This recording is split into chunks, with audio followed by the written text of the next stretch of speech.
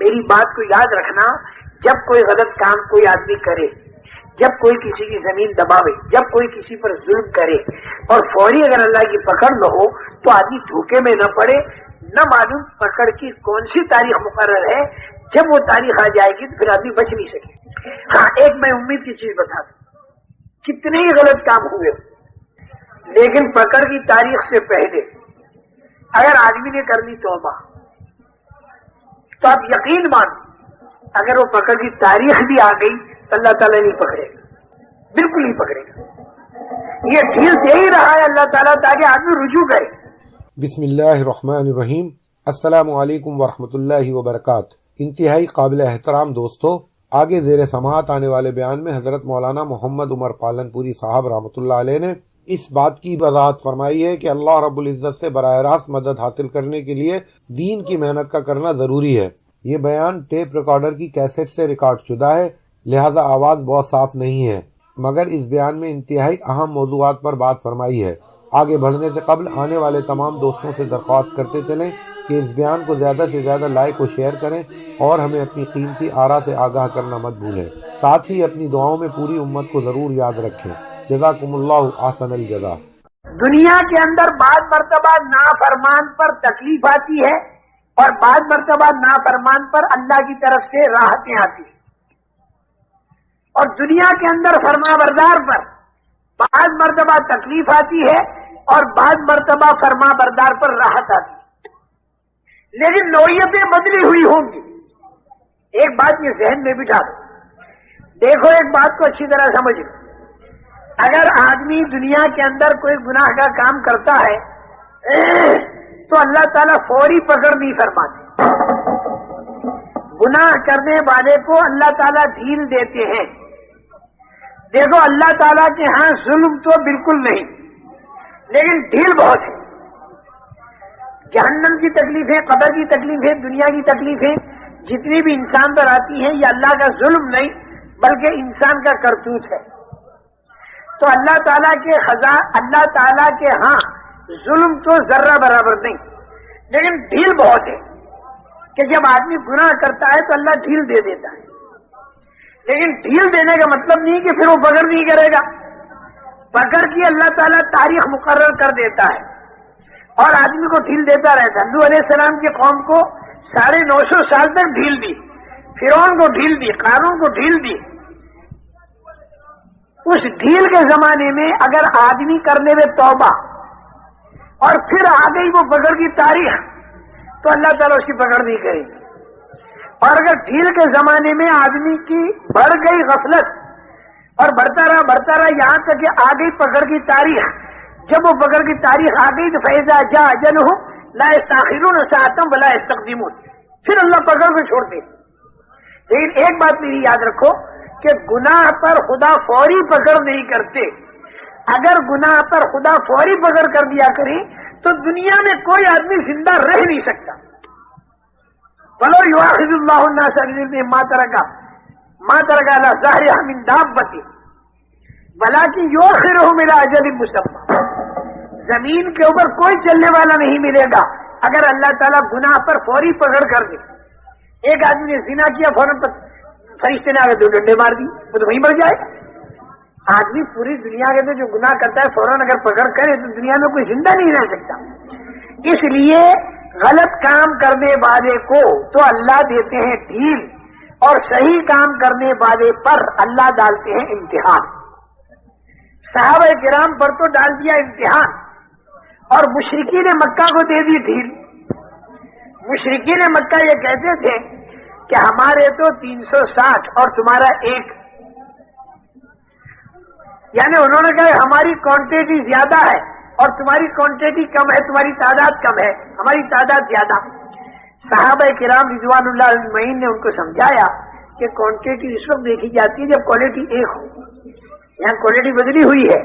تمہارے 360 تو اتنے بودے کہ سب مل کر ایک مکھی نہیں بنا سکتے، اور مکھی مٹھائی لے کر بھاگ جائے چھڑا نہیں سکتے۔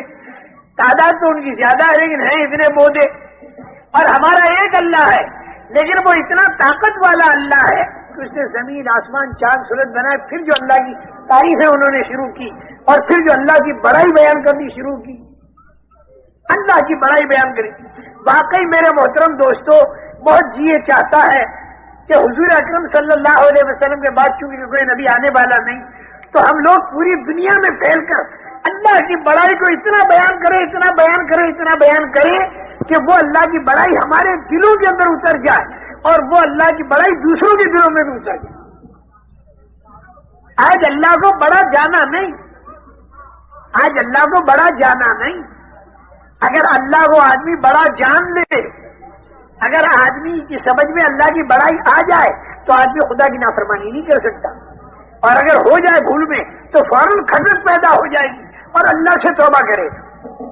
میں سچ کہتا ہوں، دیکھو میں بتاؤں، اگر چھوٹا بچہ 6 سال کا چھوٹا بچہ وہ جلیبی کا اور انگوٹھی کا ڈیفرنس تو آپ نے سمجھا، نماز کا لاکھ کا ڈیفرنس آپ نے سمجھا، ہاں مرنے کے بعد بھی سمجھ میں آ گئی گی۔ ہم کہتے مرنے سے پہلے سمجھ جا، دعوت کے معنی یہ ہے جو بات مرنے کے بعد سمجھ میں آنے والی ہے اس بات کو مرنے سے پہلے سمجھنا، اس بات کو مرنے سے پہلے سمجھانے کی کوشش کرنا، یہی دعوت ہے۔ اب میں ایک دوسری مثال دیتا ہوں۔ 6 سال کا بچہ آپ کے محلے میں شور مچا رہا، آپ نے اس سے کہا دیکھ چلا جا، نہیں تو پولیس کمشنر کو بلاؤں گا، وہ پستول لائے گا۔ بچہ پھر بھی شور مچا رہا، ٹیلی فون کر کے بلا دیا، پولیس کمشنر آ گیا پستول لے کر، تو یہ بچہ اس پولیس کمشنر کی گود میں بیٹھ کر پستول سے کھیلے گا۔ کیوں؟ جانتا نہیں۔ لیکن اسی بچے سے اگر تم یہ کہہ دو کہ میں تیری ماں کو بلاتا ہوں، وہیں سہم جائے گا کہ میری ماں کو مت بلا، میں جا رہا ہوں۔ اور اس کی ماں گھر سے نکل آئی، 100 قدم کے فاصلے پر چانٹا دکھا دیا تو وہی کام پکڑ لے گا، سہم جائے گا، اماں میری توبہ، میں بالکل شور نہیں مچائے گا، میں گھر آ رہا ہوں۔ ذرا سوچو، پولیس کمشنر کی طاقت زیادہ ہے ماں کی طاقت سے، اور پستول کی طاقت زیادہ ہے چانٹے کی طاقت۔ اب یہ پستول سے تو ڈرتا ہے، اب پستول سے تو نہیں ڈرتا، چانٹے سے ڈرتا ہے۔ اس کی کیا وجہ؟ اس لیے کہ ماں کی طاقت کو جانتا ہے، پولیس کمشنر کی طاقت کو نہیں جانتا، چانٹے کی طاقت کو جانتا ہے لیکن پستول کی طاقت کو نہیں جانتا۔ باوجود ہے کہ پستول کی طاقت زیادہ ہے پھر بھی نہیں ڈرتا۔ اسی طریقے سے میرے محترم دوستو، یہ عام انسان جو ہے یہ حکومت کی طاقت کو تو جانتا ہے۔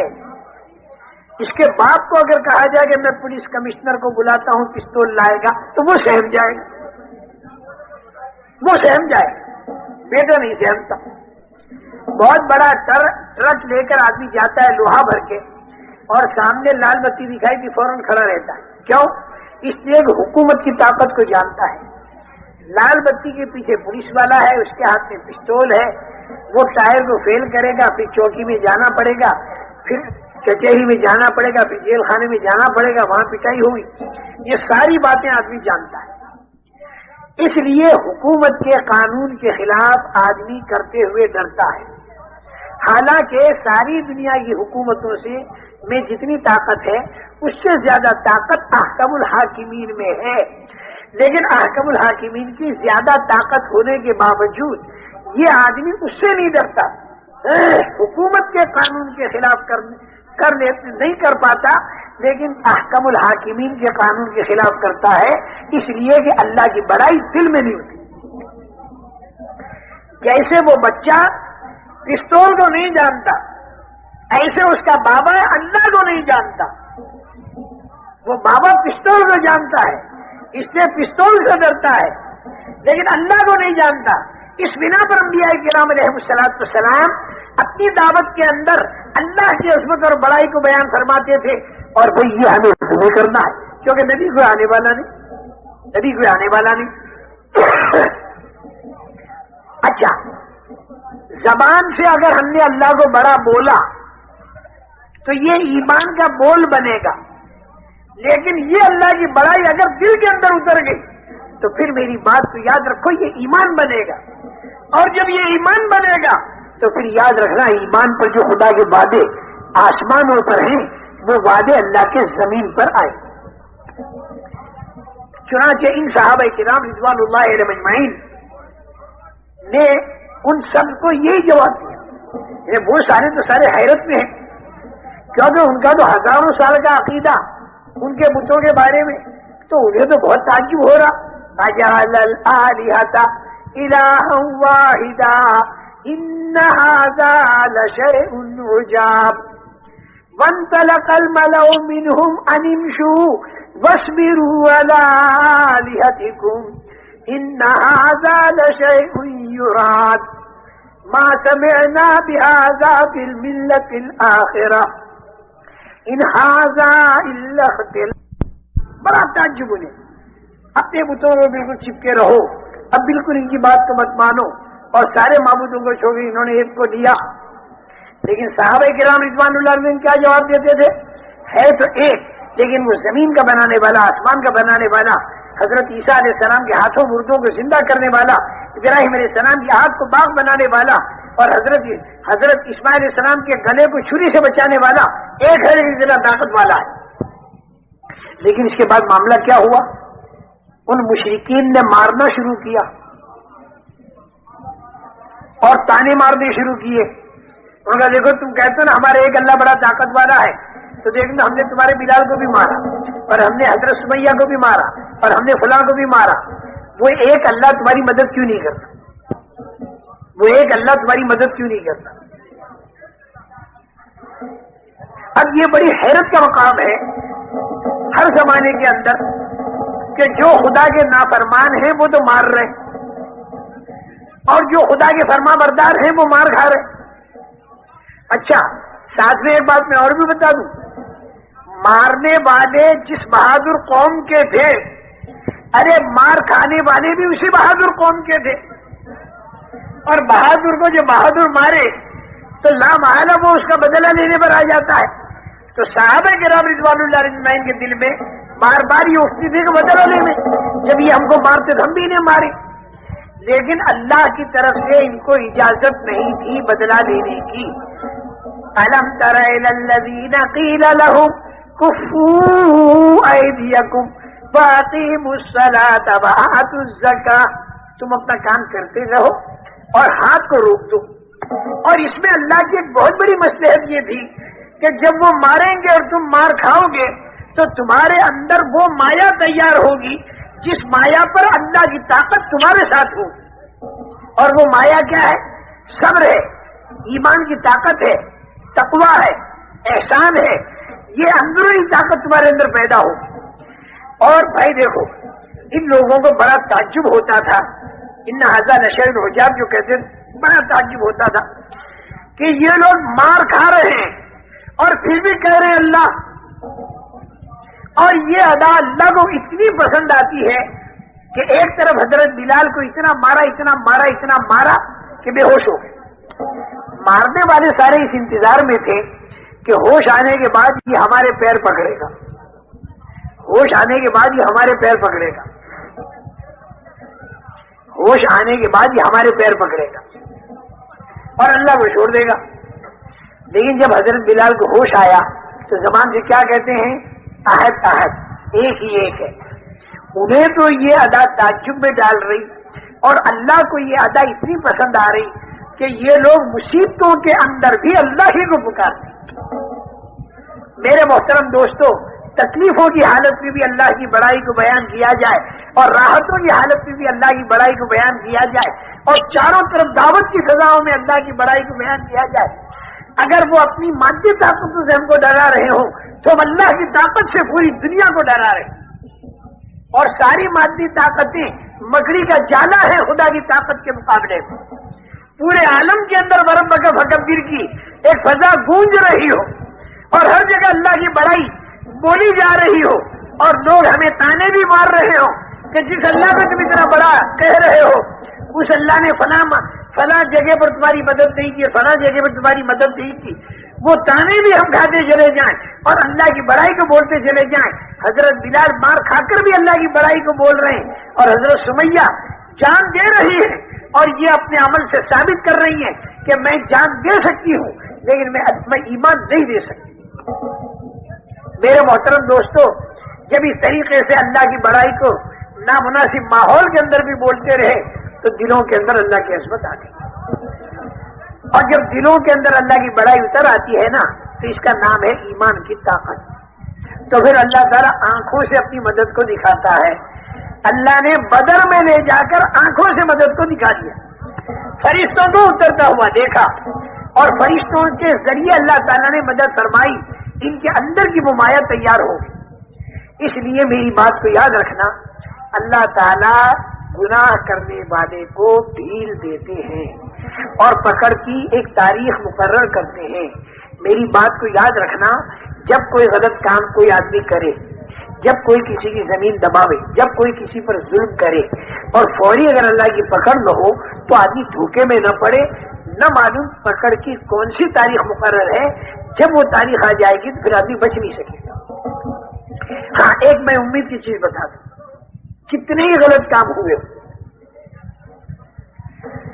لیکن پکڑ کی تاریخ سے پہلے اگر آدمی نے کرنی توبہ تو آپ یقین مانو، اگر وہ پکڑ کی تاریخ بھی آ گئی تو اللہ تعالیٰ نہیں پکڑے گا، بالکل نہیں پکڑے گا۔ یہ ڈھیل دے ہی رہا ہے اللہ تعالیٰ تاکہ آدمی رجوع کرے، تاکہ آدمی توبہ کرے۔ لعلہم یرجعون، آج خدا کہہ رہا کرے پلٹا کھا جا، اور جب آدمی پلٹا کھاتا ہے اور اللہ کی طرف توبہ کرتا ہے، رجوع کرتا ہے، تو اللہ کے روٹھے بندے جب اللہ کی طرف متوجہ ہوتے ہیں تو اللہ اتنے خوش ہوتے ہیں، اتنے خوش ہوتے ہیں، اتنے خوش ہوتے ہیں جس کی کوئی حد نہیں۔ رسول کریم صلی اللہ علیہ وسلم ایسا منظر کھینچتے ہیں، میں یہ اس امید پر کہہ رہا ہوں کہ سارا مجمع اور میں اور ہم سارے کے سارے اللہ کی طرف رجوع کریں، اور جتنی آج تک ہم سے غلطیاں ہو گئی ہم اپنے اللہ سے معافی مانگ لیں اور یہ طے کر دیں کہ اللہ آئندہ ہم غلط نہیں کریں گے۔ اس توبہ پر اللہ اتنا خوش ہوتا ہے، اتنا خوش ہوتا ہے کہ حضور اکرم صلی اللہ علیہ وسلم فرماتے ہیں کہ جیسے کسی دیہاتی کا جنگل بیابان میں اونٹ گم ہو جائے، کسی دیہاتی کا اونٹ گم ہو جائے، سارا کھانا پینے کا سامان اس اونٹ کے اوپر لدا ہوا تھا، اونٹ گم ہو گیا، تب یہ سمجھا میری موت آ گئی، ڈھونڈا نہیں ملا، اپنی جگہ پر آ کر مرنے کے لیے لیٹ گیا، تھوڑی دیر میں آنکھ کھلی تو اونٹ مل گیا اور اس کے بعد سارا ساز و سامان بھی ہے۔ تو اس کو اتنی خوشی رسول کریم صلی اللہ علیہ وسلم اس دیہاتی کے خوشی کی منظر کھینچتے ہیں کہ اسے اتنی خوشی ہوئی کہ وہ بات الٹی کہہ رہا ہے۔ کیا کہہ رہا ہے زیادہ خوشی کے مارے؟ اے اللہ، میں تیرا کتنا اچھا رب ہوں، تو میرا کتنا اچھا بندہ ہے۔ جب آدمی زیادہ خوش ہوتا ہے تو بات الٹی کہہ دیتا ہے۔ میرے محترم دوستو، رسول کریم صلی اللہ علیہ وسلم منظر کھینچ رہے اس دیہاتی کو خوش ہونے کا، اور بعد بھی یوں فرما رہے ہیں کہ جو اللہ کا روٹھا بندہ اللہ کی طرف متوجہ ہو جائے، توبہ کرے، للہ افرح، اللہ تعالیٰ اس دیہاتی سے بھی زیادہ خوش ہوتے ہیں۔ جو دیہاتی اونٹ کے ملنے پر خوش ہوتا ہے اس سے زیادہ اللہ اپنے اس بندے سے خوش ہوتے ہیں جو روٹھا بندہ اللہ کی طرف متوجہ ہو جائے اور جو اللہ کی طرف توبہ کرے۔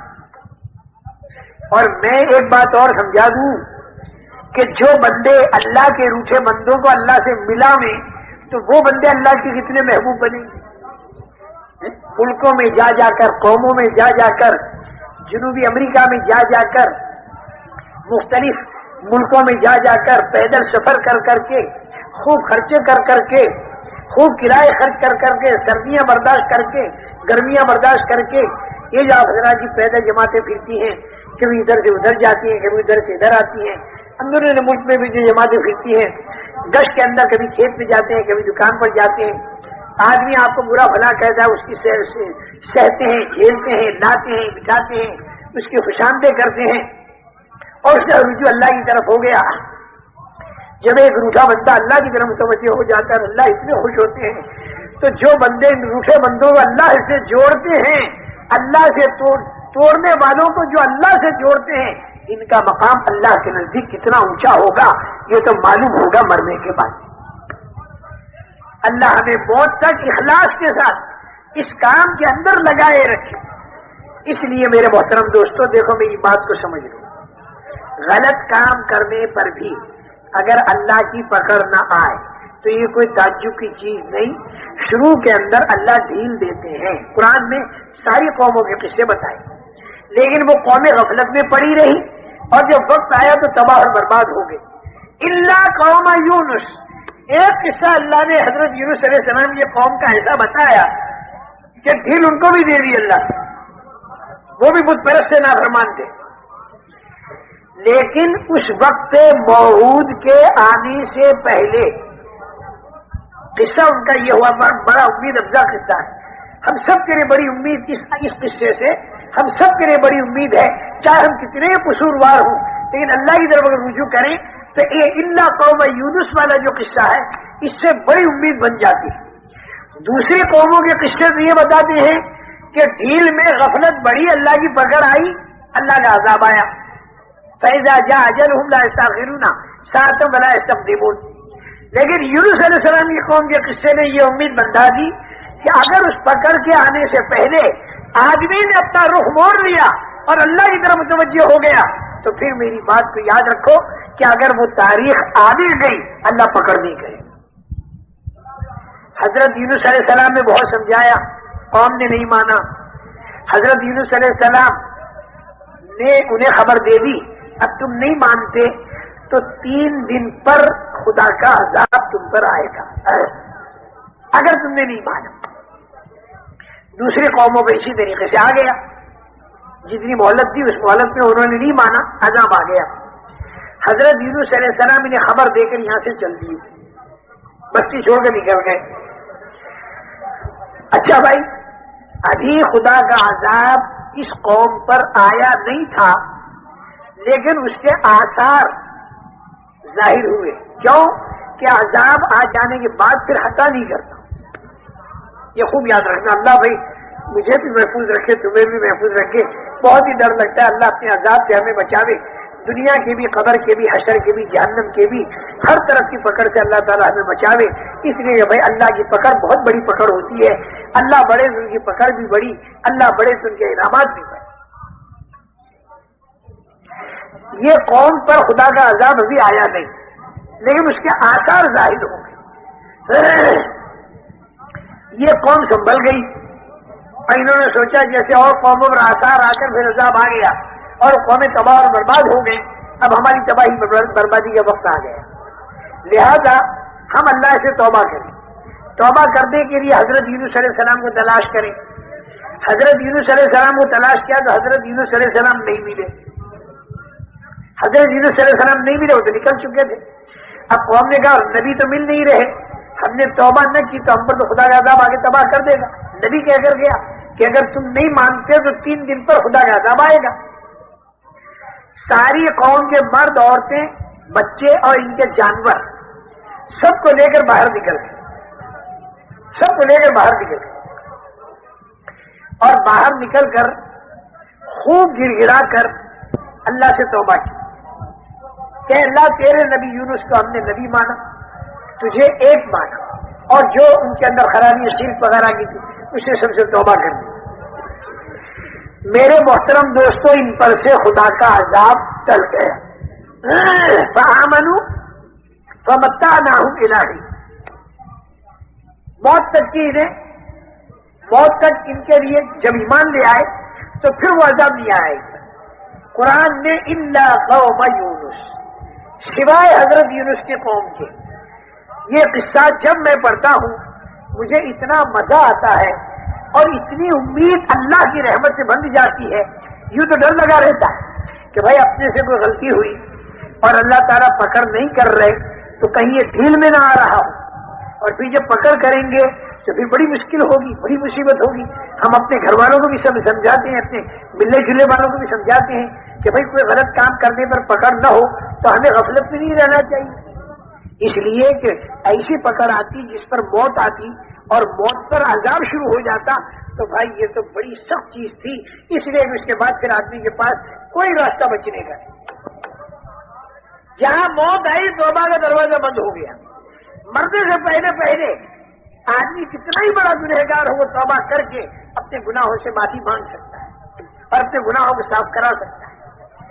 اور جب توبہ آدمی کرتا ہے تو آنے والے بڑے میں بڑی بلا سے بچ جاتا ہے اور اللہ تعالیٰ کی طرف سے انعامات کے دروازے کھل جاتے ہیں اور آخرت میں بھی آدمی صاف ہو جاتا ہے. التائب من الذنب کمن لا ذنب له. اب گناہوں سے توبہ کرنے والا ایسا جیسے اس نے گناہ کیا ہی نہ ہو. ارے دنیا کے اندر اگر کوئی آدمی جرائم کرے تو جرائم اس کے فائل کے اندر رہتے ہیں. تو اس نے معافی مانگی تو معافی نامہ بھی فائل کے اندر رکھ دیا. 25 سال کے بعد جب اس فائل کو نکالو گے تو جرائم بھی سارے فائل کے اندر ہوں گے تو معافی نامہ بھی فائل کے اندر ہوگا. لیکن میرا اللہ ایسا کریم ہے, ایسا رحیم ہے, ایسا فضل و انعام والا ہے اور ایسی اس سے امیدیں ہم وابستہ رکھتے ہیں کہ اگر سچی توبہ ہم نے کر لی تو التائب من الذنب کمن لا ذنب له. توبہ کرنے والا گناہ سے ایسا ہے جیسے اس نے توبہ کیا ہی نہ ہو. فرشتوں کے دفتر سے وہ گناہ صاف کر دیا جاتا ہے. ہاتھ پیر بھول جاتے ہیں, قیامت کے دن گواہی نہیں دیں گے. زمین کے ٹکڑے گواہی نہیں دیں گے, فرشتے گواہی نہیں دیں گے. کسی قسم کی رسوائی ذلت اس توبہ پر نہیں, اس گناہ پر نہیں ہوگی جو گناہ توبہ کر کے آدمی نے معاف کرا دیا. کتنا ہی بڑا گناہ ہو مرنے سے پہلے پہلے معاف ہو جاتا.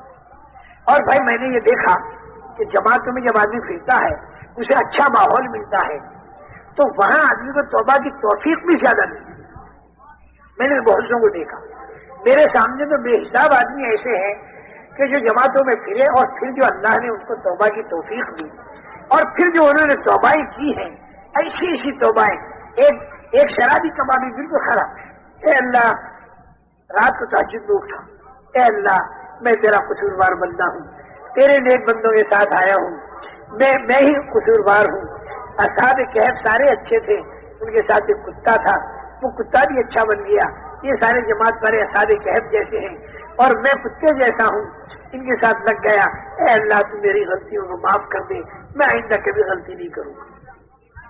یا اللہ وہ ایسا روتا تھا کہ صاحب مجھے بھی یعنی دل میرا بھی نرم ہوا اور میں بھی چپکے سے اٹھ کے اس کے پیچھے بیٹھ گیا, اسے معلوم نہ ہو. رات کا اندھیرا تھا اور وہ اپنے مولا کے سامنے گر گرا رہا تھا. ہم ہی لوگ اسے گشتے لائے تھے, گش میں ہم ہی لوگ لائے تھے. لیکن بھائی جتنا آدمی اندھیرے میں سے آتا ہے تھوڑا سا اجازت بھی اسے مل جائے تو اس کی قدر کر لیتا ہے. بہت رویا, بہت رویا, اور میں بھی اس کے پیچھے بیٹھا ہوا روتا رہا. لیکن اس کے رونے سے بھی رونا ہے. میں نے اے اللہ کیا کتنا ہی روئے گا, ہوئے تیرا بندہ, لیکن اس وقت تیرے دربار کے اندر توبہ کرتے ہوئے آ رہا ہے. اور رات کے 3 بجے ہیں, رات کے آخری تیسرے حصے میں اللہ تعالیٰ آسمان دنیا پر نزول فرماتے ہیں اپنی شان کے مناسب, اور اعلان ہوتا ہے کوئی مجھ سے مانگنے والا جو مجھ سے مانگے اور میں اس کو دوں, اور ہے کوئی توبہ کرنے والا جس کی توبہ کو میں قبول کروں. اللہ کی طرف سے اعلان ہو. ایک دوسرے کو سنا میں نے, اللہ اکبر, وہ طائف میں, مکے سے نکلا طائف میں گیا, تو بھی بیچارہ ایسا ہی تھا. وہ یوں کہہ رہا تھا کہ اللہ یہ جتنے لوگ ہیں کسی کو عمرے کا سہارا, کسی کو حج کا سہارا, کسی کو تیرے ذکر کا سہارا, کسی کو علم کا سہارا, کسی کو تبلیغ کا سہارا, کسی کو نمازوں کا سہارا, اور اے اللہ میں ہی ایک بے سہارا ہوں. اصل میں وہ بیچارہ ڈھول باجا بجانے والا تھا جس کو ہماری زبان میں ہجڑا کہتے ہیں, وہ اس قسم کا تھا بیچارہ. لیکن وہ مردوں کے کپڑے پہنے ہوئے تھا, مردوں جیسا دکھائی دیتا تھا, وہ ہمارے ساتھ چلا. تو وہ بیچارہ یوں کہتا تھا کیا میرا ذکر اور کیا میری تلاوت اور کیا میرا عمرہ اور کیا میرا حج, یہ تو ان لوگوں کا ہے جو آئے ہیں, ان کے پاس یہ سارے اعمال کے سہارے ہیں. اے اللہ میں ہی ایک بے سہارا ہوں اور تو بے سہاروں کا سہارا ہے. اے اللہ تو میرا سہارا بن جا اور میری غلطیوں کو معاف کر. اور یہ تو حدیث میں بھی آتا ہے, یا عماد من لا عماد لہو ویا سند من لا سند لہو ویا حفظ الضعفاء ویا کنز الفقراء ویا عظیم الرجاء ویا منقذ الحلقہ ویا منجی الغرقہ.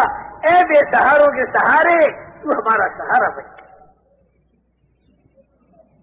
سارا مجمع ذہن میں بٹھا دے, مرنے سے پہلے پہلے ہمارے لیے موقع ہے اللہ کی طرف رجوع کر دے گا اور توبہ کر دے گا. اور یہ جو دعوت کی فضا ہے, اس دعوت کی فضا میں ایک تو آدمی خالی زبان سے کہتے اللہ میری توبہ, یہ توبہ کا بول ہے, توبہ نہیں. تالا کھولنے کے لیے آدمی زبان سے کہے کنجی تو تالا نہیں کھولتا, تو کنجی لا کر کھولے. جس توبہ پر گناہ معاف ہوتے ہیں اس میں 4 باتیں ضروری ہیں.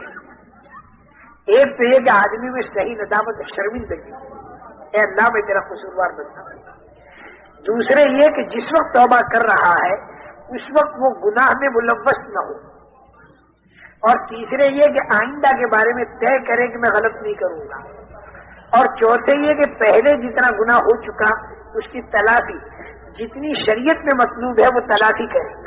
نمازیں رہ گئی تو پڑھ لے، روزے رہ گئے تو وہ رکھ لے، 10 سال حج فرض ہوئے ہو گئے اب تک حج نہیں کیا، اب کر لے حج.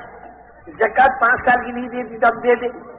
کسی کی زمین دبائی تو واپس کر دے، کسی کی غیبت کی تھی تو معافی مانگ لے، کسی کا دل دکھایا تو معافی مانگ لے.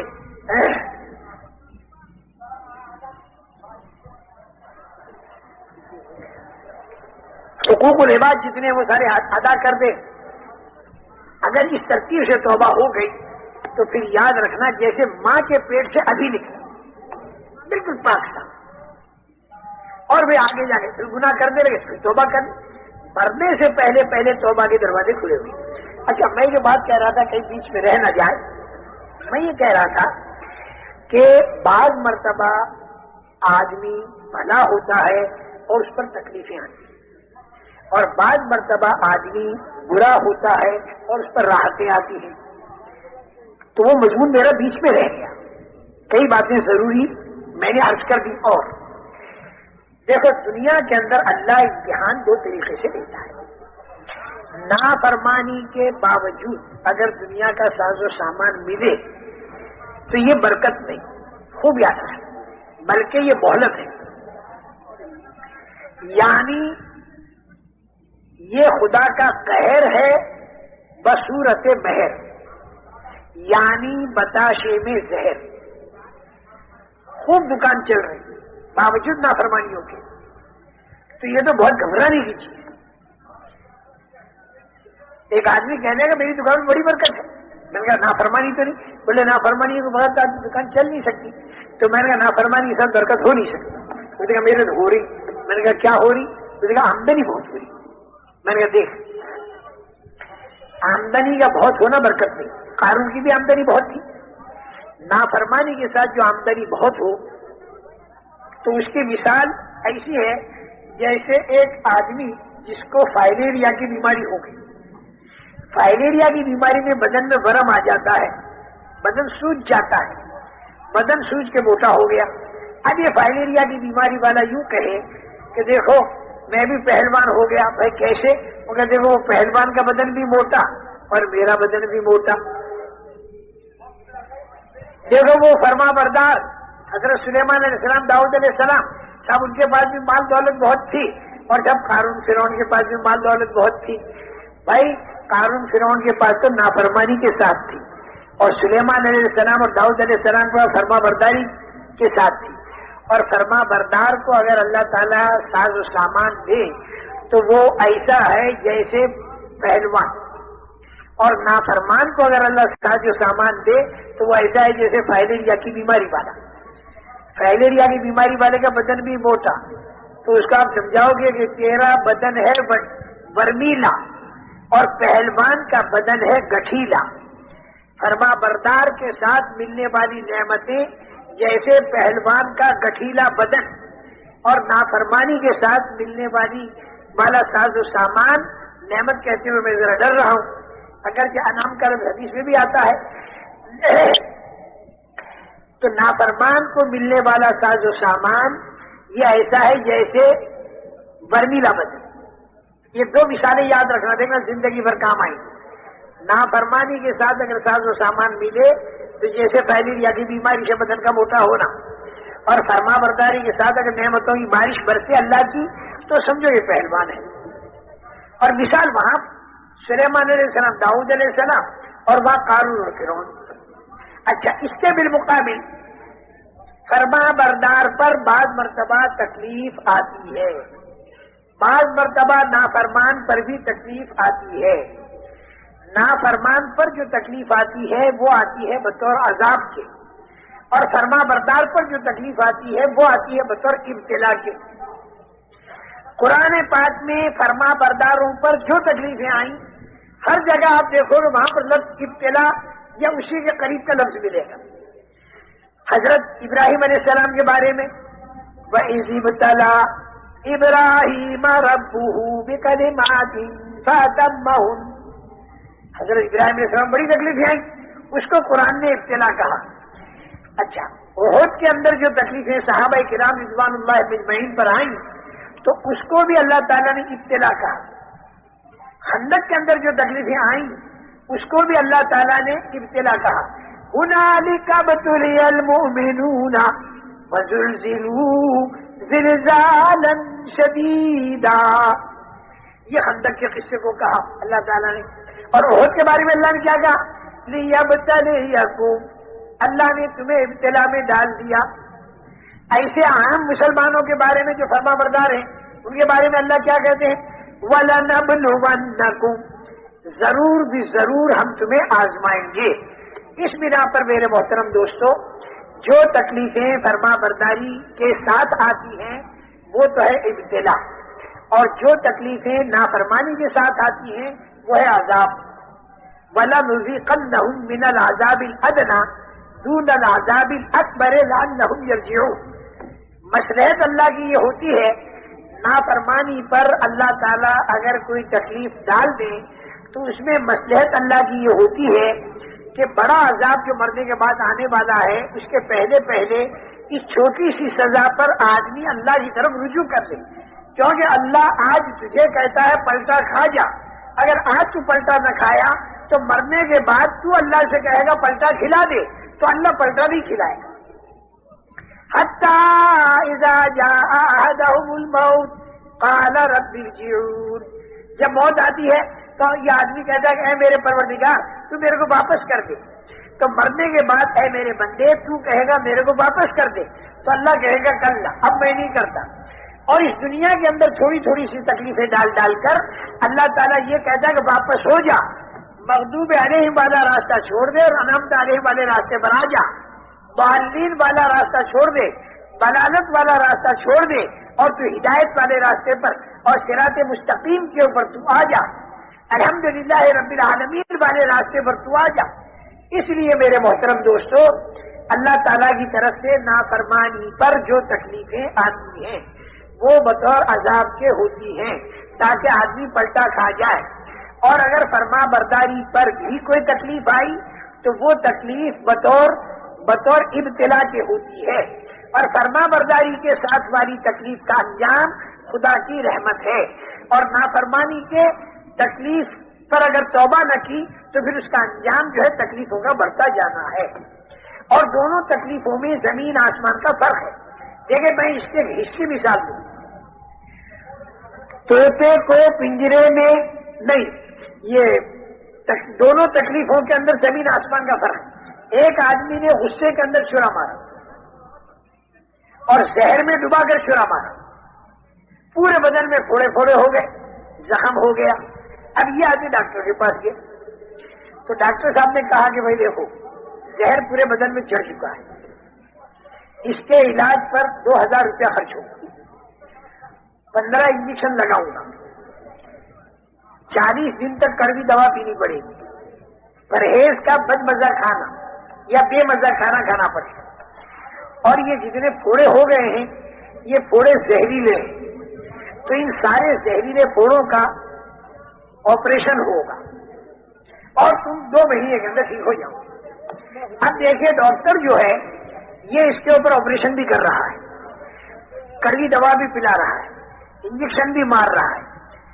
جس آدمی نے غصے میں چھرا مارا اور یہ ڈاکٹر بھی چھرا مار رہا ہے. اب یہ اگر ڈاکٹر سے یوں کہے کہ ڈاکٹر صاحب ہم تو آئے تھے آپ کے پاس تاکہ ہم کو راحت ملے اور آپ بھی ہمارے کو اتنی لمبی سوئی داخل کر رہے اور آپ بھی ہم کو چھرا مار رہے, اس نے بھی چھرا مارا آپ بھی چھرا مار رہے. نہیں میرے بھائی, غصے والا چھرا تو مار ڈالنے کے لیے تھا اور آپریشن والا چھرا تندرستی کے لیے ہے. نافرمانی کے ساتھ جو تکلیف آتی ہے وہ تکلیف تو وہ ہے جو آدمی کو پریشان کرنے والی, اور فرما برداری کے ساتھ جو تکلیف آتی ہے وہ ایسی ہے جیسے ڈاکٹر کا آپریشن آئندہ جا کے ٹھیک ہوگا. اسی لیے وَلَنَبْلُوَنَّكُمْ والی جو آیتیں ہیں اس کے آخر میں اللہ تعالیٰ نے کیا فرمایا؟ وَلَنَبْلُوَنَّكُمْ بِشَيْءٍ مِّنَ الْخَوْفِ وَالْجُوعِ وَنَقْصٍ مِّنَ الْأَمْوَالِ وَالْأَنفُسِ وَالثَّمَرَاتِ. اللہ تعالیٰ فرماتے ہیں کہ ہم ضرور بھی ضرور تمہیں آزمائیں گے اور ٹھوک بجا کر دیکھیں گے. اس میں کبھی خوف، کبھی بھوک، کبھی مال کی کمی، پھلوں کی کمی.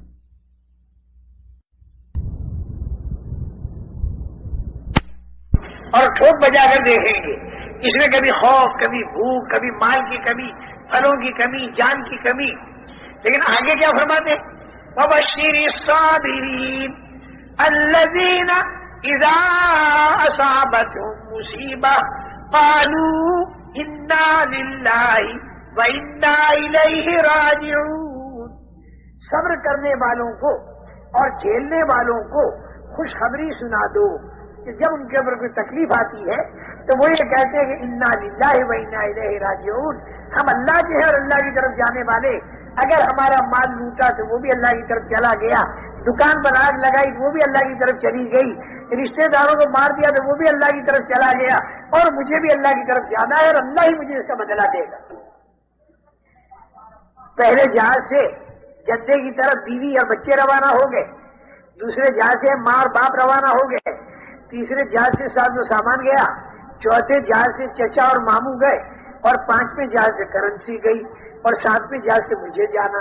تو ہر آدمی یوں کہے گا جو فلاں فلاں سے پہنچ گئے، فلاں فلاں سے پہنچ گئے. تو بھائی جو کچھ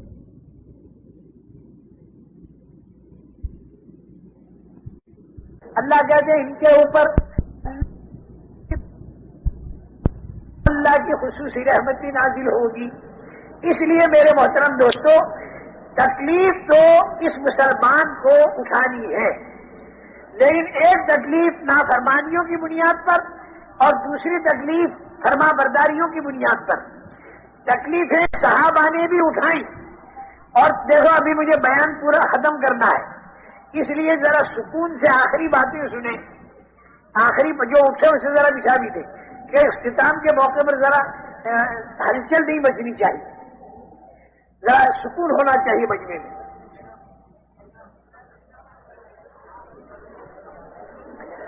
دیکھو تکلیفیں صحابہ نے بھی اٹھائیں اور تکلیفیں آج بھی امت اٹھا رہی ہے، لیکن آج امت کی پریشانیاں بڑھ رہی ہیں اور بے دینی پھیل رہی ہے. اور صحابہ کی تکلیفوں کے اٹھانے پر اللہ کی رحمتیں نازل ہوئیں اور ایمان دنیا میں پھیلا، اور اتنا پھیلا کہ اس وقت میں تو رشتے دار تک ماننے کو تیار نہیں تھے. رسول کریم صلی اللہ علیہ وسلم کے رشتے دار تک ماننے کو تیار نہیں تھے. 13 سال تک لڑائیاں کرتے رہے، اور مدینہ منورہ جب آپ تشریف لے گئے تو بدر، احد اور خندق 5 سال تک وہاں پر بھی لڑائیاں کرتے رہے. وہ طریقہ جو پورے عالم کے اندر پہنچانا ہے، اس طریقے کو رشتے دار ماننے کو تیار نہیں تھے. لیکن ان تکلیفوں کا نتیجہ یہ نکلا کہ آج لاکھوں کی مقدار میں تو اس مجمع میں بیٹھے اور کروڑوں کی مقدار میں پورے عالم میں پھیلے ہوئے. عتبہ اور شیبہ جو رشتے داریوں کے اندر بھی تھے، دور سے کئی رشتے داریاں بھی تھیں، وہ تو مقابلہ کر رہے ہیں. اور شکر ہے اللہ کا، خوش نصیبی ہے اللہ جل جلالہ و من والہ کی طرف سے ہماری سعادت مندی اور خوش نصیبی ہے کہ باوجود کہ ہم حضور اکرم صلی اللہ علیہ وسلم سے ہزاروں میل دور ہیں اور 1400 سال دور ہیں، لیکن جب ہماری آنکھ کھلتی ہے تو ہماری زبانوں پر اشہد ان لا الہ الا اللہ و اشہد ان محمد رسول اللہ. یہ نتیجہ ہے ان تکلیفوں کا. آج جو تکلیف امت اٹھا رہی، اس کے نتیجے میں تو دنیا میں دہریت کو قوت پہنچ رہی اور امت کی بلائیں اور زیادہ بڑھ رہی. صحابہ نے جو تکلیفیں اٹھائیں، اس پر پورے عالم میں ایمان پھیلا، پورے عالم میں ایمان پھیلا، اور اس کے ساتھ ساتھ میں خدا کی رحمت برسی. بس آخری میری بات سمجھ لو، دونوں تکلیفوں میں فرق کیا ہے. آج کی تکلیف تو اللہ کے احکامات توڑنے کی بنیاد پر آ رہی. پورے عالم کے اندر امت کے اندر سے دینداری نکل گئی، جس کے بارے میں حضور اکرم صلی اللہ علیہ وسلم یہ فرماتے ہیں اذا تبایعتم بالعینہ واخذتم اذناب البقر ورضیتم بالزرع وترکتم الجہاد سلط اللہ علیکم ذلا لا ينزعه حتى ترجعوا الى دینکم. جب تمہاری تجارتیں غلط ہو جائیں اور جب تم بیلوں کی دموں کو پکڑنے لگو اور جب تم کھیتیوں پر راضی ہو جاؤ اور جب تم اللہ کے دین کی جد و جہد کو چھوڑ بیٹھو تو حضور اکرم صلی اللہ علیہ وسلم فرماتے ہیں کہ تمہارے اوپر اللہ تعالیٰ ذلت کو مسلط کرے گا اور وہ ذلت اس وقت تک نہیں ہٹے گی جب تک کہ تم اپنے دین پر نہ آ جاؤ، یعنی دین کی محنت پر نہ آ جاؤ. دین ایکم کا لفظ حدیث میں ہے اور اے الا جہادکم کا جو لفظ ہے وہ اس کی تشریح لکھنے والے نے کہا ہے. میرے محترم دوستو، صحابہ کرام رضوان اللہ علیہم اجمعین نے دعوت کا کام کیا، اس کے لیے طرح طرح کی تکلیفیں اٹھائیں، تکلیفیں اٹھا کر اللہ سے دعا مانگی. اللہ تعالیٰ نے وہ دن دکھایا کہ 10,000 کے مجمع کو لے کر رسول کریم صلی اللہ علیہ وسلم مکہ مکرمہ کی طرف روانہ ہوئے، کیونکہ صلح حدیبیہ کا جو معاہدہ تھا وہ مکے کے مشرکین نے توڑ دیا. صلح حدیبیہ والا معاہدہ مشرکین مکہ نے توڑ دیا. مکہ مکرمہ میں جب دعوت دی جاتی تھی تو وہاں پر بھی اعتراضات، یہاں پر مجبور ہو کر انہوں نے صلح کی تو یہ صلح کو توڑ دیا. تو رسول کریم صلی اللہ علیہ وسلم مکہ مکرمہ کی طرف 10,000 کا مجمع لے کر گئے تو مکے کے جتنے بے ایمان اور کافر اور مشرک تھے وہ سارے کے سارے خوب ڈرے اور انہوں نے یہ سوچا کہ 13 سال مکے کے، 8 سال مدینے کے، 21 سال کی بڑھاس یہ سارے مسلمان آج نکالیں گے اور ہمارے کو خوب قتل کریں گے اور بوٹیاں ہماری نوچی جائیں گی. یہ ان کو ڈر تھا. ابو سفیان جاسوسی کے لیے نکلے، مشرکین کی طرف سے 2 آدمی اور بھی لیے. حضرت عباس رضی اللہ تعالیٰ عنہ نے ابو سفیان کو پکڑ لیا، ایک خیمے میں لیا، ذہن بنایا حضرت عباس نے اور اسلام پر آمادہ کر کے حضور اکرم صلی اللہ علیہ وسلم کی خدمت میں لائے. حضور اکرم صلی اللہ علیہ وسلم نے پوچھا کہ اے ابو سفیان، اب تک تیری سمجھ میں یہ بات نہیں آئی کہ سوائے خدا کے کوئی معبود نہیں؟ تو ابو سفیان نے یوں کہا کہ اگر سوائے خدا کے کوئی ہمارا معبود ہوتا تو وہ بدر میں ہماری مدد کرتا اور ان مارکوں میں ہماری مدد کرتا. تو اب تو ہمیں حالات نے اس بات کو بتا دیا کہ سوائے خدا کے ہمارا کوئی معبود نہیں. اتنی بات تو ہماری سمجھ میں آ گئی. پھر ارشاد فرمایا کہ ابھی تک یہ تمہاری سمجھ میں نہیں آیا کہ میں اللہ کا سچا رسول ہوں؟ تو ابو سفیان نے یوں کہا کہ آپ یہ بات جو ہے یہ دل کو نہیں اتر رہی، یہ بات ہمارے دل کو نہیں اتر رہی، کیونکہ شروع سے یہ لوگ حضور اکرم صلی اللہ علیہ وسلم پر مختلف لائن کی باتیں کرتے آئے، مختلف لائن کی باتیں. تمہارے جو داداؤں کے دادا لؤئی ہیں انہیں زندہ کر کے دکھاؤ. یہ جو تم کہتے ہیں نا مرنے کے بعد زندہ ہوں گے، تو مرنے کے بعد کیسے زندہ ہوگا؟ وہ لؤئی کو زندہ کر کے دکھا دو اور وہ زندہ ہو کر اور گواہی دے دے تمہاری نبوت. جس کو میں نے بیچ میں چھوڑ دیا کہ جس وقت آدمی، اس وقت میں آدمی 5.25 فٹ کا ماں کے پیٹ سے جب آیا تھا تو 1 بارش کا، ماں کے پیٹ میں چند انگل کا، اور اس کے پہلے منی کے 2 قطرے، اور اس کے پہلے غذا کے اندر پھیلا ہوا یہ انسان، کیونکہ غذا سے منی بنتی ہے، اور غذا سے پہلے یہ انسان کہاں بکھرا ہوا تھا؟ سورج کی کرنوں میں، ہوا کی لہروں میں، بارش کے قطروں میں، چاند کی روشنی میں، تاروں کی تاثیر میں، زمین کے ذرات میں، کھاد کی گندگی میں یہ انسان بکھرا ہوا تھا. اس بکھرے ہوئے انسان کو اللہ نے سمیٹا، اناج کی شکل دے دی، مرد عورت نے کھایا تو منی کی شکل دے دی، دونوں ملے تو انسان کی شکل دے دی. حالانکہ سورج کروڑوں میل دور ہے، چاند لاکھوں میل دور ہے.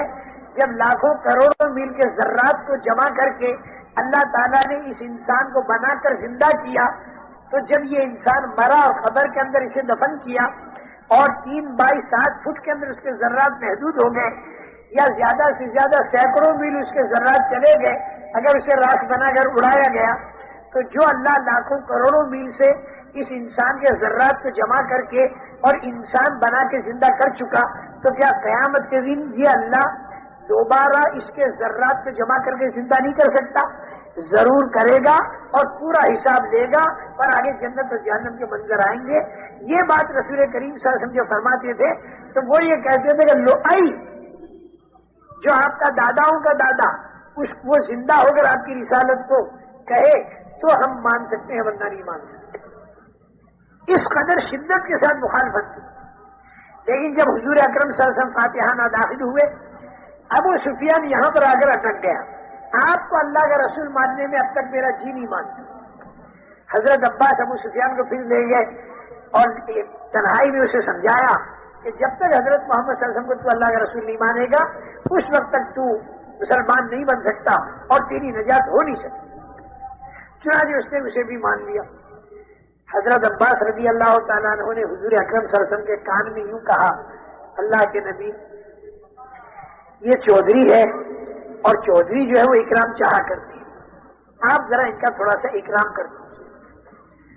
حضور اکرم صلی اللہ علیہ وسلم نے ابو سفیان سے یوں کہا کہ ابو سفیان جو آدمی تیرے گھر میں داخل ہو جائے اسے امن ہے۔ ابو سفیان بھی چودھری آدمی، ابو سفیان نے یوں کہا، اب تو حضرت ابو سفیان رضی اللہ تعالیٰ عنہ بن گئے، انہوں نے یوں کہا کہ حضرت آپ تو بڑے آدمی ہیں اور امن اتنا چھوٹا، صرف میرا گھر تو بہت چھوٹا، آپ تھوڑے آدمیوں کا امن دے رہے۔ تو حضور پاک صلی اللہ علیہ وسلم نے فرمایا کہ جو آدمی مسجد حرام میں داخل ہو اسے بھی امن ہے۔ تو حضرت ابو سفیان نے یوں کہا کہ حضرت اب بھی کم لوگوں کا آپ امن دے رہے، آپ کی شان تو بہت بڑی ہے۔ تو حضور پاک صلی اللہ علیہ وسلم نے فرمایا کہ من اغلق بابہ فہو آمن، جو آدمی اپنے گھر کے اندر اپنے گھر کا دروازہ اندر سے بند کر دے اسے بھی امن ہے۔ تو ابو سفیان نے کہا واہ واہ واہ واہ، یہ آپ کی شان کے مناسب امن ہے، اب بہت سو کو امن مل گیا۔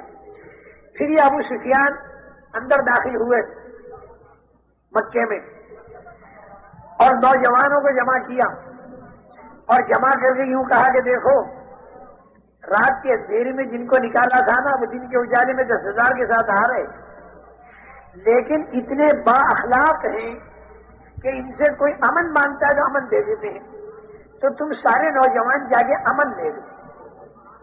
ابو سفیان کی بیوی ہندا یہ بہت ہی سخت مسلمانوں کے خلاف تھی، بعد میں مسلمان بن گئی تھی، لیکن اس دن تو سخت خلاف تھی۔ ہندا نے ان نوجوانوں سے یوں کہا کہ اس ابو سفیان کی بات کو مت مانو بلکہ اسی کو قتل کرو۔ 21 سال تک جن سے ہماری لڑائیاں رہی ہوں اب ہم جا کے ان سے امن مانگیں؟ بالکل نہیں امن مانگتے۔ تو ابو سفیان نے کہا دیکھو اس عورت کی بات میں آئیو مت، یہ عورت تم سب کو مروا دے گی۔ یہی وہ ہندا تھی کہ جس نے احد کے اندر حضرت حمزہ رضی اللہ تعالیٰ عنہ کے پیٹ کو چیرا اور آپ کی ناک مبارک کو کاٹا، کان کو کاٹا، گلے کا ہار بنایا، پیٹ چیر کر اندر سے کلیجہ نکال کر چبایا۔ اور حضور اکرم صلی اللہ علیہ وسلم نے جب احد کے سارے شہداء کا معائنہ فرمایا اور جب دیکھا کہ مدینہ منورہ میں سے گھر گھر کے اندر سے عورتوں کے رونے کی آواز آ رہی ہے، کسی کا بھائی شہید تو کسی کا بیٹا شہید، آپ معائنہ فرماتے ہوئے حضرت حمزہ کی لاش کے پاس پہنچے اور جب ناک اور کان کٹی ہوئی اور پیٹ کٹا ہوا اور اندر سے کلیجہ نکلا ہوا تو حضور اکرم صلی اللہ علیہ وسلم کا دل بھر آیا، سینہ بھر آیا اور آپ کی زبان سے ایک جملہ نکلا، وَحَمْزَةُ لَا بَوَاكِيَ لَهُ، یہ جتنے شہداء یہاں پر پڑے ہوئے ہیں ان کی رونے والیاں مدینہ منورہ کے اندر موجود ہیں اور ساری کی ساری رو رہی ہیں، میرا چچا حمزہ اس پردیس کے اندر اس حالت کے اندر پڑا ہوا ہے کہ اس کی کوئی رونے والی بھی۔ مدینہ منورہ کی عورتوں تک جب یہ بات پہنچی تو وہ عورتیں گھروں سے باہر نکل آئیں اور حضور اکرم صلی اللہ علیہ وسلم کی خدمت میں حاضر ہوئی اور یہ عرض کیا کہ اے اللہ کے نبی، حضرت حمزہ کی رونے والیاں مدینے کی ساری انصار کی عورتیں ہیں، نوحہ اس وقت تک حرام نہیں ہوا تھا، ہم ساری کی ساری حمزہ کے لیے رونے والیاں ہیں۔ یہ منظر سارا حضرت حمزہ کا ہندا کی وجہ سے ہوا تھا۔ یہ ہندا آج بھی بہت سا، لیکن ایک دن گزرا، دوسرے دن ہندا دوڑی ہوئی جا رہی، پوچھا گیا ہندا کہاں جا رہی ہو؟ یہ ہندا جو ہے نا یہ عتبہ کی بیٹی، اور یہ ہندا جو ہے ابو سفیان کی اور یہ حضرت امیر معاویہ کی والدہ، ابو سفیان کی بیوی، یزید کی دادی اور ربیعہ کی پوتی، یہ سارا سلسلہ نسب ہے، بہت سخت۔ لیکن دوسرے دن جو دیکھا، پوچھا کہ ہندا تم دوڑی ہوئی کہاں جا رہی ہو؟ انہوں نے کہا میں حضرت محمد صلی اللہ علیہ وسلم کی خدمت میں جا رہی ہوں اور وہاں پر جا کر میں مسلمان بنوں گی اور بیعت ہو جاؤں۔ تو پوچھا گیا کل تک تو تم اتنی سخت تھی، آج اتنی نرم کیسے ہو گئی؟ تو ہندا نے یوں کہا کہ میں نے ان لوگوں کے اخلاق اور ان کی عبادت نے مجھے متاثر کیا، دعوت نے اتنے اونچے اخلاق تک پہنچایا تھا کہ جس مکہ مکرمہ میں اتنے مظالم ہوئے، اسی مکہ مکرمہ میں جب فاتحانہ داخل ہوتے ہیں تو اندر کا جذبہ یہ تھا، اندر کا جذبہ بدلہ لینے کا نہیں تھا، بلکہ اندر کا جذبہ یہ تھا کہ کسی صورت سے ان کو ہدایت دی جائے اور یہ جہنم سے ہٹ جائیں اور جنت والے راستے پر چلیں۔ حضرت خالد کے کانوں پر پڑی ہے کہ اس کے بعد میں حضرت خالد کا بھی دل پسیجا اور مدینہ منورہ پہنچے ہیں، جا کے مسلمان بنے ہیں اور سارے مدینے والوں نے ان کا استقبال کیا ہے۔ حالانکہ گھر گھر کے اندر کوہرام مچا ہوا تھا اور گھر گھر کے اندر رونا مچا ہوا تھا، ان لوگوں کے دلوں میں بدلہ لینا تھا ہی نہیں، ان کے دلوں میں یہ تھا کہ کسی صورت سے ہدایت ان کے دل میں اتر جائے اور یہ مرنے کے بعد عذاب قبر کے اندر مبتلا نہ ہو اور یہ جہنم میں نہ جائے۔ ہندا نے یوں کہا کہ میرا ذہن تو یہ تھا کہ خوب گانے ہوں گے کیونکہ مکہ فتح ہوا ہے، باجے بجائے جائیں گے، ڈھول بجائے جائیں گے اور مردوں کو قتل کیا جائے گا اور مکہ مکرمہ کی گلیوں کے اندر خون کے اندر لاشیں تڑپ رہی ہوں گی اور بچے کی عورتوں کی عصمت دریاں ہو رہی ہوں گی۔ آج تو مکے میں یہ سب کچھ ہونے والا ہے کیونکہ یہ مسلمان 21 سال کی بھڑاس دکھا رہے، کیونکہ جو مظالم ان مسلمانوں پر کیے گئے ہیں یہ مسلمان اسے بھول نہیں سکتے، مظلوم بھی نہیں بھول سکتا اور ظالم بھی نہیں بھول سکتا۔ حضرت صدیق اکبر رضی اللہ تعالیٰ عنہ کا درجہ سپریم کورٹ کے جج کا تھا، حرم میں بیٹھ کر وہ فیصلے چکایا کرتے تھے، لیکن جب وہ مسلمان بنے اور دعوت دینے کے لیے کھڑے ہوئے تو حضرت صدیق اکبر کو جوتے چہرے کے اوپر مارے اور سر کے اوپر مارے۔ سپریم کورٹ کے جج کو چہرے کے اوپر جب جوتے مارے جا رہے ہوں اس مقام پر کہ جس مقام پر بیٹھ کر وہ انصاف دیا کرتا، یہ وہ مکہ مکرمہ تھا کہ جہاں پر حضور اکرم صلی اللہ علیہ وسلم کے چہرے اندر پر تھوکا کرتے تھے اور آپ کی پیٹھ مبارک پر مٹی ڈالا کرتے تھے۔ یہی وہ مکہ مکرمہ تھا کہ جہاں پر دو بیٹیوں میں ایک ساتھ میں طلاق پڑی تھی۔ یہی وہ مکہ مکرمہ کہ جس کے اندر سے حضرت زینب رضی اللہ تعالیٰ عنہا جو حضور کی بڑی صاحبزادی حالت حمل میں جب مدینے کی طرف نکلی ہے تو آپ کو برچھا مارا گیا اور اونٹنی کے اوپر سے حضرت زینب گر پڑی، برچھے کی وجہ سے خون چالو ہو گیا اور حمل کے ساقط ہونے کا خون چالو ہو گیا اور راستے میں تڑپ رہی ہیں۔ حضور اکرم صلی اللہ علیہ وسلم مدینہ منورہ پہنچ چکے ہیں اور حضرت رقیہ جو ہے حبشے میں ہے، ہجرت کر کے گئی ہوئی ہے اور حضرت فاطمہ اور حضرت ام کلثوم مدینے کی طرف جا رہی ہے اور حضرت زینب بچے کے قریب تڑپ رہی ہیں۔ وہاں پر کوئی ہاسپٹل بھی نہیں ہے، کچھ بھی نہیں، اور مکہ مکرمہ انہیں واپس لایا گیا اور اسی زخم کی حالت میں مدینہ منورہ چند دنوں کے بعد میں وہ پہنچی اور اسی زخم کی حالت میں تھوڑی مدت کے بعد میں ان کا انتقال ہوا اور حضور اکرم صلی اللہ علیہ وسلم قبر میں تشریف لے گئے دفن کرنے کے لیے۔ آپ کے چہرے کے اوپر غم تھا، جب دفن کر کے باہر تشریف لائے آپ کے چہرے پر خوشی تھی۔ لوگوں نے پوچھا، ارشاد فرمایا مجھے یہ ڈر تھا کہ کہیں میری بیٹی زینب کے اوپر قبر کے اندر عذاب نہ ہو جائے۔ میں نے اپنے اللہ سے دعا مانگی، مجھے یہ معلوم ہوا، خبر ملی اللہ کی طرف سے کہ آپ کی بیٹی پر عذاب نہیں ہوگا۔ عذاب کے ڈر سے تو میرے چہرے پر غم تھا اور جب مجھے معلوم ہوا کہ عذاب نہیں ہوگا تو میرے چہرے پر خوشی آئی۔ کتنی فکر کی چیز ہے مرنے کے بعد والی زندگی۔ تو ہندا یہ کہہ رہی تھی کہ یہ سارے مناظر ہمارے سامنے تھے، اس بنا پر آج ہماری موٹیاں نوچی جائیں، لیکن آدھی رات تک میں انتظار کرتی رہی، لیکن جب میں نے دروازہ کھولا اور جب میں باہر نکلی تو پورے مکے میں اندھیرا تھا۔ میں حیرت میں پڑ گئی، یا اللہ یہ کیسی فتح ان مسلمانوں کی، کوئی خوشی ان کے دلوں میں نہیں اس مکے کے فتح ہونے کی۔ چاروں طرف دیکھا 10,000 آدمی کہاں گئے؟ چاروں طرف تلاش کیا، نہیں ملے، تو پھر میں حرم شریف کے اندر مسجد حرام کے اندر میں گئی تو میں نے دیکھا کہ یہ سارا کا سارا 10,000 کا مجمع حرم شریف کے اندر اللہ کی عبادت میں لگا ہوا ہے اور اللہ کے سامنے دعائیں مانگنے کے اندر لگا ہوا ہے اور نمازوں کے اندر لگا ہوا ہے، اور یہ ہماری قریش کی ہدایت کے لیے دعا مانگ رہا ہے۔ ارے ہم تو ان کو موت کے گھاٹ اتارنے کے پیچھے پڑے ہوئے تھے اور یہ ہم کو جنت کی طرف پہنچانے کے پیچھے پڑے۔ میرا دل پسیج گیا۔ آج کی رات کی جتنی عبادت اس مسجد حرام میں ہوئی، اتنی عبادت میں نے کبھی نہیں دیکھی، خدا کی عبادت ہوتی۔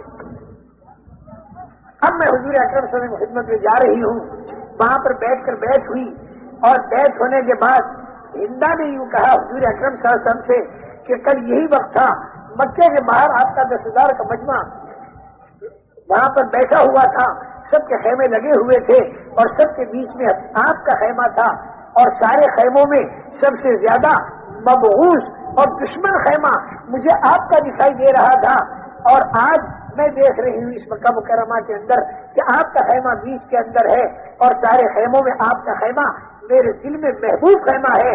میری نگاہ بدل گئی اور میرا دل بدل گیا۔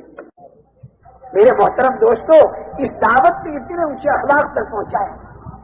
دعوت والی زمین ہو، ایمانیات کی جڑ ہو، اور اس کے ساتھ میں عبادات کا تنا ہو، اور اس کے ساتھ میں دین کا درخت ہو، اور اخلاق کا پھل ہو، اور اخلاص کا رس ہو، تو پورے عالم کے اندر اللہ کا دین پھیل سکتا ہے۔ لیکن ابتدا دعوت سے ہوگی اور انتہا اخلاق اور اخلاص پر ہوگی۔ یہ ابتدا ہمیں اس انتہا تک پہنچا دے۔ حضور اکرم صلی اللہ علیہ وسلم 10,000 کے مجمع کو لے کر داخل ہوئے تو پہلے آپ بیت اللہ شریف کے اندر گئے، سارا مجمع باہر تھا اور کفار بھی باہر تھے۔ بہت دیر تک آپ نے خدا کی عبادت کی اور راز و نیاز کی جو باتیں کرنی تھی وہ کر لی۔ پھر آپ باہر تشریف لائے، سارے مشرکین سہمے ہوئے تھے، ایک اشارے پر ہمارے گلے کٹیں گے۔ آپ نے پوچھا بتاؤ میرے بارے میں تمہارا کیا خیال ہے؟ مشرکین نے کہا آپ کریم ہیں اور کریم سے کرم کی امید ہے، کریم سے کرم کی امید ہے۔ تو حضور اکرم صلی اللہ علیہ وسلم نے جواب دیا کہ کریم ابن کریم ابن کریم ابن کریم، یوسف ابن یعقوب ابن اسحاق ابن ابراہیم، انہوں نے اپنے بھائیوں سے جو بات کہی تھی کہ لا تثریب علیکم اليوم، میری طرف سے تمہیں کوئی لعنت ملامت نہیں، ارے تم نے جو کچھ بھی میرے ساتھ کیا ہو میری طرف سے تمہیں کوئی لعنت ملامت نہیں، انتم الطلقاء، میں نے تم کو آزاد کر دیا، کسی کو 2 مہینہ، کسی کو 3 مہینہ، کسی کو 4 مہینے کیا امن دے دیا گیا۔ اس کے بعد میں پھر آپ تشریف لائے۔ حضرت عباس سے کہا ابو لہب کے 2 بیٹے کہاں گئے؟ میرے چچا جاد بھائی کہاں گئے؟ حضرت عباس نے کہا وہ بھاگ گئے ہوں گے۔ فرمایا نہیں انہیں لے آؤ۔ حضرت عباس ڈھونڈ کے لائے، ایک عتبہ ایک معتب، کیونکہ عتیبہ تو کسی سفر میں گیا تھا، وہیں پر اس کو کسی جانور نے کھا لیا تھا، یہ عتبہ اور معتب 2 رہ گئے تھے۔ حضور اکرم صلی اللہ علیہ وسلم نے ان کو دعوت دی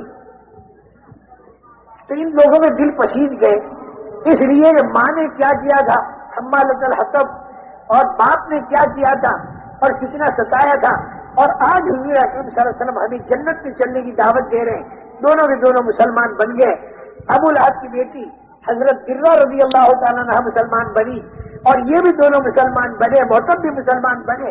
پھر حضور اکرم صلی اللہ علیہ وسلم ان دونوں بھائیوں کو لے کر بیت اللہ شریف تشریف لے گئے اور وہاں پر جا کر بہت دعا مانگی، اور اس کے بعد میں باہر تشریف یعنی آپ تشریف لائے۔ حضرت عباس نے آپ کا چہرہ انور دیکھا، پوچھا کہ حضرت آپ کا چہرہ بہت خوش ہے، کیا بات ہے؟ یوں فرمایا کہ میں نے اپنے چچا کے 2 بیٹے اللہ سے مانگے تھے، اللہ نے مجھے 2 بیٹے دے دیے، اس کی خوشی میں میرا چہرہ اس کی خوشی کے اندر چمک رہا ہے۔ میں یہ سارے واقعات سنا کر یہ نتیجہ نکالتا ہوں کہ میرے محترم دوستو، جب حضور اکرم صلی اللہ علیہ وسلم صحابہ نے دعوت کے لیے اتنی تکلیفیں اٹھا کر یہ جو اخلاق برتے، اس اخلاق نے اتنے کٹر دشمنوں تک کے دلوں کو پلٹا کھلا دیا۔ آج ہمیں بھی دعوت سے شروع کرنا ہے اور اخلاق تک پہنچنا ہے اور پورے عالم کے اندر پھرنا ہے، جو تکلیفیں ہیں اسے برداشت کرنا ہے، جو راحتیں ملے اس کو اللہ کی نعمت سمجھنا ہے اور پورے عالم کے اندر پھرنا ہے۔ یہ صرف 4 مہینے والی بات نہیں، اور یہ 6 مہینے اور 8 مہینے والی بات نہیں، اور یہ 1.5 سال والی بات نہیں، بلکہ ہم اس دنیا کے اندر آئے ہیں اللہ کے دین کی دعوت کا کام کرنے کے لیے. ہم کھانے اور کمانے کے لیے نہیں آئے. کھانا اور کمانا ہماری ضرورت کی چیز ہے، اس کو مختصر کر کے ہمیں بقدر ضرورت لگنا ہے، اور اللہ کے دین کی دعوت اور اللہ کے دین کی محنت میں ہمیں اپنی پوری جان اور پورا مال لگا دینا ہے. جس کے ہاتھوں جتنے انسانوں کو ہدایت ملتی چلی جائے گی، ان سب کو جتنی بڑی جنت ملے گی. جو سبب بنے گا اللہ تعالیٰ اس کو اتنی بڑی جنت دے گا. اللہ کے دین کا کام کرتے کرتے اگر جان دے دی تو جتنے آدمی دین پر آئے ہوں گے وہ جتنا دین کا کام کریں گے قبر کے اندر اس کا ثواب ملتا رہے گا. کوئی آدمی 1,00,000 نمازوں کا ثواب قبر کے اندر پڑا لے گا، جس قبر میں جا کر ایک مرتبہ سبحان اللہ کہنے کی بھی طاقت باقی نہیں رہے گی، اس قبر میں جا کر لاکھ فرض نمازوں کا ثواب آدمی لے سکتا ہے اگر اس کے ہاتھوں 20,000 کا مجمع اللہ کے دین پر لگ گیا. اس بنا پر آپ حضرات سے گزارش ہے کہ آج کی تاریخ میں آپ سارے کے سارے یہ طے کرو کہ تکلیفیں تو یوں بھی اٹھا رہے ہیں، لیکن احکامات الہیہ کو توڑ کر اٹھا رہے ہیں. تو جس پر دنیا میں بے دینی پھیل رہی ہے اور مصیبتیں بڑھتی چلی جا رہی ہیں، کہیں زلزلے اور کہیں سیلاب اور کہیں طوفان. میرے محترم دوستو، کئی سال ہو گئے اللہ پاک نے ایسی مدد فرمائی کہ سیلابوں سے حفاظت ہونے لگی. یہ خدا کی نعمتیں ہیں، اس نعمت کی قدر کرنی چاہیے، اس نعمت کو پورے عالم کے اندر پھیلانا چاہیے. اس نعمت کو لے کر ہم جب مراکش گئے تو ایک مراکشی نے میرا دامن پکڑا اور چیخے مار کے رویا اور یوں کہا کہ اے ایشیا کے مسلمانوں، تم قیامت کے دن خدا کو کیا جواب دو گے؟ تم لوگوں کا دامن ہوگا اور ہمارا ہاتھ ہوگا، اور ہم خدا سے شکایت کریں گے کہ 40 سال سے ان کے پاس یہ دین کا کام پہنچا اور یہ اس کے بعد ہمارے پاس آئے، ہمارے باپ اور ہمارے رشتے دار جو بے دینی کی حالت میں مر گئے، ارے قبر میں ان کا کیا ہو رہا ہوگا. اتنے استحزار کے ساتھ چیخے مار کے وہ رو رہا تھا. میرے محترم دوستو، آج لوگ بغیر کلمہ نماز کے مر کے قبروں کے اندر جا رہے ہیں. ارے ان کے مرنے سے پہلے پورے عالم کے اندر یہ مجمع پھیل جائے اور گھروں پر، دروں پر، دکانوں پر، کھیتوں پر جا کے خوشامدیں کر کے اس دعوت کی فضا کو قائم کرے تاکہ لوگ مرنے سے پہلے توبہ کر کے اور ایمان والی زندگی پر آ جائیں. اس کے لیے آپ حضرات سے گزارش ہے کہ مختلف حلقے آپ حضرات کے بنے ہیں، اللہ آپ حضرات کی جزائے خیر دے. اب تک مختلف نام بھی آئے ہیں، لیکن جتنا بڑا مجمع ہے اس کے حساب سے نام آنے چاہیے. 1.5 سال کے بھی نام دیکھو. نیت تو یہ کرو کہ اس کام کو کام بنانا ہے اور پوری زندگی ہمیں اللہ کے دین کا کام کرنا ہے. سلبتوں کے اندر کاروباری گھریلو رنگ کو دیکھنا ہے اور انشاءاللہ اسی میں اللہ برکت دے گا. چاہے کتنی استعداد تمہاری ہماری کم ہو اور چاہے کتنا وقت تمہیں کاروباری گھریلو رنگ میں کم ملے، لیکن اللہ کی برکتیں، اللہ کی نصرتیں، اللہ کی مدد حق ہیں. جو اللہ پہلی صدی میں تھا وہی اللہ آج بھی ہے. اس کے خزانے بھی وہی ہیں، اس کی طاقت بھی وہی ہے، قرآن بھی وہی ہے، حدیث بھی وہی ہے، رسول بھی وہی ہے، کعبہ بھی وہی ہے. صرف ہم اسی کام کو لے کر کھڑے ہو جائیں تو خدا کی مدد وہی آئے. اب ہمتیں کر کے بولو، کون تیار ہے 1.5 سال کے لیے؟ پہلے نیتیں تو کرو پورے عالم میں جانے کی اور زندگی بھر کام کرنے کی، اور اس کی ابتدا 1.5 سال سے کرو، 12 مہینے سے کرو، 8 مہینے سے کرو، اور اللہ کا نام دے کر اپنا نام لکھوا دو. دیکھیں بسم اللہ کون کرتا ہے؟ مجمع بڑا ہے، اپنے حلقوں میں وہاں نام لکھواؤ اور جو قریب ہے وہ یہاں نام لکھواؤ.